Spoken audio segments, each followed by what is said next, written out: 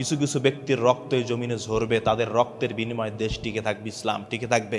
সাহাবায়ে কেরাম যদি রক্ত না ঝরাতেন এই পর্যন্ত ইসলাম আসতো না। পরবর্তীতে যারা ইসলামের কথা বলেছেন, হকের পক্ষে টিকেছিলেন, আপনি দেখুন কার রক্ত ঝরেনি, কে কারাবরণ করেনি, কি ইসলামের জন্য মায়ের খায়নি। ইমাম আবু হানিফা, ইমাম শাফি, ইমাম মালিক, ইমাম হাম্বল, আপনি কার কথা বলবেন? ইমাম বুখারীও কি দেশ ত্যাগ করেননি? তিনিও তো দেশ ত্যাগ করেছেন। তো ইমাম মালিক রহমাতুল্লাহ আলাইহির তো 28 দিন পর্যন্ত এরকম পিছের দিকে হাত বেঁধে রাখা হয়েছিল, তার হাত ডিসকানেক্ট হয়ে গিয়েছিল, প্যারালাইজড হয়ে গিয়েছিল, তারপরেও তো বাতিলের সামনে মাথা নত করেন নাই। তারপরে ইমাম আবু হানিফা রহমাতুল্লাহ আলাই, তিনি 8 বছর জেলখানার ভিতরে বন্দী ছিলেন।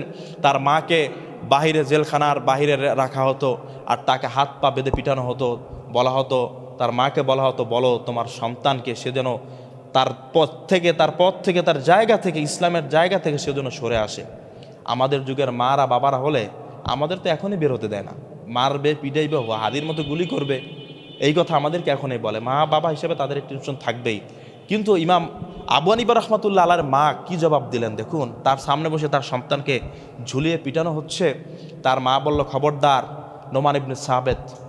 ইমাম আবু হানিফা, খবরদার, খবরদার, তুমি ইসলামের জন্য জীবন দিবা, তোমাকে পিটাতে পিটাতে শেষ করে ফেলবে, কিন্তু খবরদার ইসলাম বিরোধী শক্তির হাতে তুমি কখনো মাথা নত করবে না, ইমানকে বিক্রি করবে না, প্রয়োজনে জীবন যাবে, আমি তোমার মা, এটা হচ্ছে আমার অর্ডার। সুবহানাল্লাহ পড়বেন না?